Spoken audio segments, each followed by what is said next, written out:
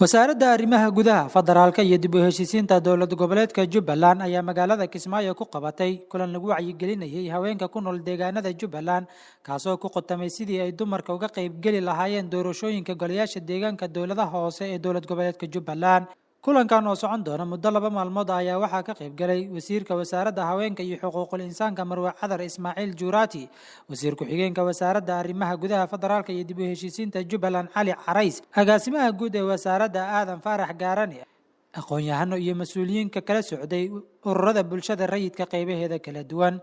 inta uu socday kulanka ayaa waxaa si weyn loo gorfeeyay sida ugu fudud ee haweenka Jubbaland uga qayb qaadan karaan golayaasha deegaanka dowladaha hoose ee dowlad goboleedka Jubbaland maadaama ay lafdhabar u yihiin bulshada Soomaaliyeed.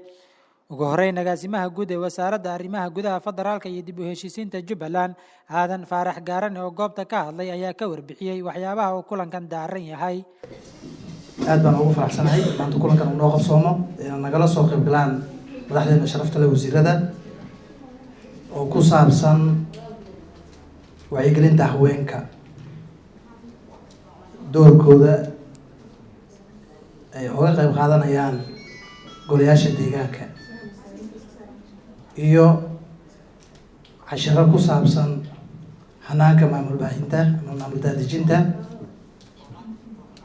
ay wado baryahan wasaaradda arrimaha gudaha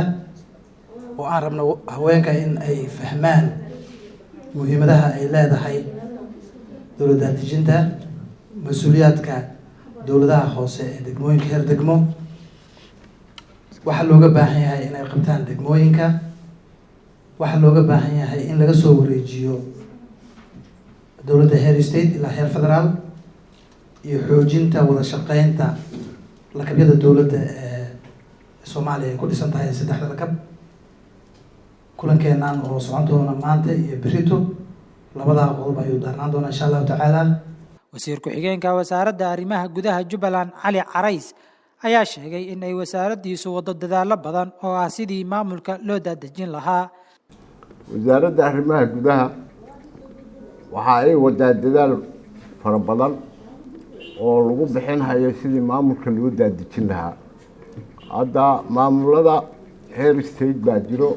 maamul goboleed in la gaarsiiyo degmooyinka. waxaan u maleynayaa waxa hadda aanu ka bilownay oo maaragtay council loo sameeyay degmada Afwado in Kismaayo ilaa 15 degmo ee uu ka kooban tahay Jubbaland in la wada gaarsiiyo.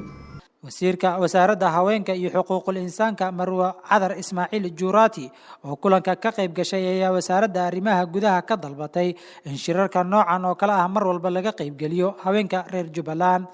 wasaaradda arrimaha gudaha waxaan kaloo ka rabnaa shirarkan oo kala degmo kasta oo lagu qabanayo doorashada sidaan oo kale inay u dhiirigeliso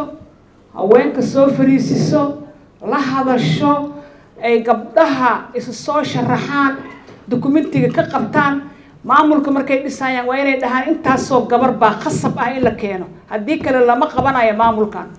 Yaxya Cali Shugri, Jubbaland TV, Kismaayo.